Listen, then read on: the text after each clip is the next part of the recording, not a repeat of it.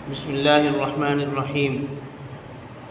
نبی اکرم صلی اللہ علیہ وسلم نے فرمایا، جو آخرت کو مقصد بناتا ہے اللہ تعالیٰ اس کے متفرق و منتشر کاموں کو جمع اور قلب میں بے نیازی پیدا فرماتا ہے۔ دنیا ذلت کے ساتھ اس کے قدموں پر گرتی ہے، اور جو دنیا کو مقصد بناتا ہے اس کے کاموں کو پراگندہ اور فقر کو اس کے لیے مقدر کر دیا جاتا ہے، اور دنیا اتنی ہی ملتی ہے جتنی اس کے مقدر میں لکھی جا چکی ہے۔ حضرت عمر رضی اللہ عنہ جناب رسول اللہ صلی اللہ علیہ وسلم کی خدمت میں حاضر ہوئے۔ آپ کے جسم پر چٹائی کے نشانات دیکھ کر بے ساختہ رونے لگے۔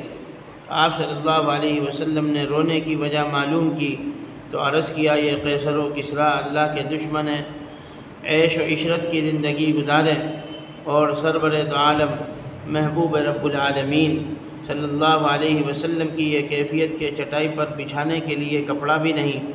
فرمایا، عمر، ان لوگوں کو دنیا ہی میں ساری نعمتیں دے دی گئیں اور ہمارے لیے تمام نعمتیں جنت میں جمع فرما دی گئی ہیں۔ کاش اس حقیقت کو کوئی سمجھ لے تو غربت و افلاس میں عیش کرے۔ حضرت علی رضی اللہ عنہ کا خطرہ۔ حضرت علی رضی اللہ عنہ نے فرمایا، مجھے تمہارے بارے میں دو باتوں کا بہت خطرہ اور خوف ہے۔ نمبر 1 آرزوؤں کی زیادتی، اور نمبر 2 شہوتوں کی پیروی۔ آرزوؤں کی زیادتی آخرت فراموشی اور خواہشات کی پیروی راہ حق سے محرومی کا سبب ہے۔ دنیا تمہارے پیچھے اور آخرت سامنے ہے۔ آج عمل ہے، حساب نہیں، کل حساب ہوگا، عمل نہیں۔ جو کرنا ہے آج کر لو، کل کچھ نہ کر سکو گے۔ دیکھیے بھائیوں، آپ صلی اللہ علیہ وسلم نے یہ بات فرمائی کہ جو آخرت کو مقصد بناتا ہے اللہ تعالیٰ اس کے جو متفرق کام ہوتے ہیں، یعنی ادھر ادھر جو کام پھیلے ہوئے ہوتے ہیں، اس کے منتشر کاموں کو جو ہے بالکل سمیٹ دیتا ہے اور اس کے لیے زندگی گزارنا آسان ہوتا ہے۔ اور جو دنیا کو مقصد بناتا ہے اس کے کاموں کو پراگندہ اور فقر کو اس کے لیے مقدر کر دیا جاتا ہے۔ فقر کسے کہتے ہیں؟ یہ مالداری میں بھی فقر ہو سکتا ہے، اور فقر یعنی فقیری میں تو فقر ہوتا ہی ہے۔ مالداری میں فقر کیسے ہوگا؟ مالداری میں فقر ایسے ہوگا کہ انسان ایک ضرورت پوری کرے گا، دوسری ضرورت اس کے سامنے کھڑی ہو جائے گی، دوسری ضرورت پوری کرے گا، تیسری ضرورت کھڑی ہو جائے گی۔ یعنی کسی بھی وقت وہ اپنی خواہشات سے پیچھے نہیں ہٹ سکتا، اور کسی بھی وقت وہ خواہشات سے چھٹکارا نہیں پا سکتا۔ یہی وجہ ہے کہ آج لوگ دولت مند ہونے کے باوجود، امیر ہونے کے باوجود بھی فقر و فاقے کے محتاج ہیں۔ فقر و فاقے کے اس معنی میں محتاج ہیں کہ پہن رہے ہیں پھر بھی جو ہے احتیاج محسوس کر رہے ہیں، اس لیے کہ اس کا شکر ادا نہیں کر رہے اور اس کی ناشکری کر رہے ہیں۔ تو اصل وجہ یہی ہے فقر کی، یعنی مالدار ہونے کے باوجود بھی انسان فقیر ہو سکتا ہے، اور فقیر ہونے کے باوجود بھی انسان مالدار ہو سکتا ہے، اور اس نظریے کی وجہ ہے صرف یہاں کے سیٹنگ صحیح ہونی چاہیے۔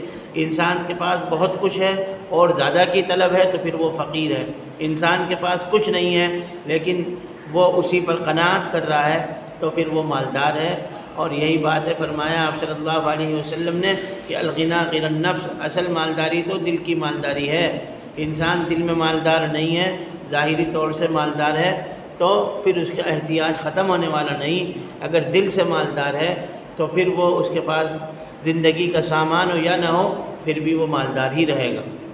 اسی طرح حضرت عمر رضی اللہ عنہ کی ایک بار آپ صلی اللہ علیہ وسلم کی خدمت میں حاضر ہوئے تھے۔ دیکھا آپ صلی اللہ علیہ وسلم ایسے ہی لیٹے ہوئے ہیں اور آپ کے بدن پر چٹائی کے نشانات ہیں، تو یہ حالت دیکھ کر آپ حضرت عمر رضی اللہ عنہ تھوڑے وہ ہو گئے اور کہنے لگے کہ حضرت آپ دعا فرمائیں کہ امت کو وسعت حاصل ہو جائے۔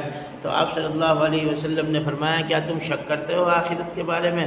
یعنی یہ جو دنیا کا ساز و سامان ہے، دنیا کا عیش و مسرت ہے، یہ اصلاً جو ہے ایمان والوں کو کم دیا جاتا ہے۔ وجہ اس کی یہ ہے کہ جتنے بھی انبیاء علیہ السلام ہیں، جن کے بھی آپ نے واقعات سنے یا واقعات پڑھے یا پڑھیں گے، ان سب کو دیکھ لیجئے کہ وہ دولت مند نہیں تھے، بلکہ اکثر و بیشتر لوگ کیا تھے، ان میں سے سب غریب تھے اور کم پیسے والے تھے۔ وجہ اس کی یہ ہے کہ یہ دنیا اللہ کے نزدیک مبغوض ترین مخلوق ہے، مبغوض ترین۔ تو اللہ تعالیٰ ایمان والوں سے اور خاص طور سے انبیاء علیہ السلام سے دنیا کو اس طرح بچاتا ہے جیسے انسان مکھی اور مچھر کو اپنے محبوب سے بچاتا ہے۔ تو اسی طرح اللہ ایک حدیث شریف میں آپ صلی اللہ علیہ وسلم نے یہی بات فرمائی کہ ایمان والے سے دنیا کو باقاعدہ بچایا جاتا ہے، یہ اللہ کے ہاں محبوب ہونے کی دلیل ہے۔ لیکن آج لوگوں نے اس کا بالکل الٹ سمجھ لیا ہے، مال و دولت ہی کو معیار سمجھ لیا ہے زندگی میں کامیابی کا، اور اسی وجہ سے لوگ پریشان ہیں۔ تو ہمیں ان باتوں سے یہ سبق ملتا ہے، ہم اس سے یہ بات نہیں کہہ رہے ہیں، نہیں اس سے یہ نصیحت کرنا چاہ رہے ہیں کہ صاحب مال و دولت سے ہاتھ جو ہے دھو لیا جائے، نہیں، بلکہ مال کے ذریعے سے بہت سے کام ہوتے ہیں۔ لیکن عام طور سے ہوتا یہ ہے کہ مال کی چاہت میں، دولت کی چاہت میں انسان اللہ اور اس کے رسول کو بھول جاتا ہے، حلال و حرام کی تمیز ختم کر دیتا ہے، حلال کی طرف کم جاتا ہے اور حرام کی طرف زیادہ جاتا ہے۔ تو ہم خاص طور سے نوجوانوں کو آج کے یہ بات کہتے ہیں کہ ہمیں ان نوجوانوں کو دیکھنا چاہیے جو صحابہ کرام رضوان اللہ علیہم اجمعین میں تھے۔ حضرت علی رضی اللہ عنہ کو دیکھیے، حضرت علی رضی اللہ عنہ نے 25 سال میں خیبر کی جنگ اہم کردار ادا کیا۔ آج نوجوان جو ہے صرف پیسہ کمانے کی دھن میں لگے ہوئے ہیں، دین ان کے نزدیک جو ہے قابل احترام نہیں ہے۔ میں کہتا ہوں اپنے نوجوان بھائیوں سے اور خاص طور سے اپنے آپ کو بھی مخاطب کرتے ہوئے کہ مال کو مقصد زندگی نہ بنایا جائے، بلکہ مال کو اتنا کمایا جائے کہ جس کی وجہ سے انسان کی زندگی چل سکے اور انسان جو ہے وہاں پر صحیح طریقے سے کھا سکے، صحیح طریقے سے پہن سکے، صحیح طریقے سے جو ہے اس کا رہنا، اور جس کی وجہ سے وہ ٹھنڈ سے بچ سکے، جس کی وجہ سے وہ بارشوں سے بچ سکے، جس کی وجہ سے وہ دوسری پریشانیوں سے بچ سکے۔ اس لیے مال کو صرف اتنا ہی انسان کو مقصد بنانا چاہیے جس کی وجہ سے اس کی ضرورتیں پوری ہو جائیں۔ لیکن مال دولت کمانے میں آدمی اتنا آگے بڑھ جائے اور اتنا آگے چلا جائے کہ اسے اپنے دین دھرم کا بھی پتہ نہ ہو، اسے حلال و حرام کی تمیز نہ ہو، تو پھر یہ ہے بہت سوچنے والی اور غور کرنے والی بات ہے۔ تو بھائیوں، بس آج کا سبق یہی ہے ہمارے لیے کہ دنیا کو مقصد نہ بنایا جائے، بلکہ دنیا کو بالکل اسی طرح استعمال کیا جائے کہ جیسے انسان کشتی پر چلتا ہے اور اس کے نیچے پانی ہوتا ہے، تو جیسے پانی کی حیثیت ہے کشتی کے لیے، ایسے ہی دولت کی حیثیت ہے ہمارے لیے۔ دولت ہمارے لیے وہی حیثیت رکھتی ہے جو کشتی کے لیے پانی کی حیثیت ہے، لیکن اگر وہ پانی کشتی کے اندر آ جائے گا تو وہ نقصان دہ ہوگا۔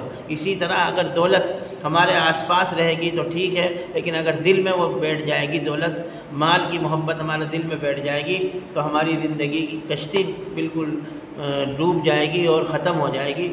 اس لیے اور ہماری آخرت برباد ہو جائے گی، دنیا تو برباد ہوگی ہوگی، آخرت بھی ہماری برباد ہو جائے گی۔ اس لیے ہمیں مال کو مقصد نہ بنا کر اللہ اور اس کے رسول اور آخرت کو مقصد بنانا چاہیے۔ اس کے ساتھ ساتھ انشاءاللہ مال بھی ملے گا اور مال بھی برتیے اور اس سے فائدہ بھی اٹھائیے، حلال کمانے کی کوشش کیجیے، اس لیے کہ وہ بھی دین کا ایک فریضہ ہے۔ بس اللہ تعالیٰ سے دعا ہے کہ اللہ تعالیٰ ہمیں ان باتوں کی سمجھ اور فہم عطا فرمائے اور ہمیں صحیح طریقے سے دین پر عمل کرنے والا بنائے، فہم سلیم اور بصیرت سے نوازیں۔ السلام علیکم ورحمۃ اللہ وبرکاتہ۔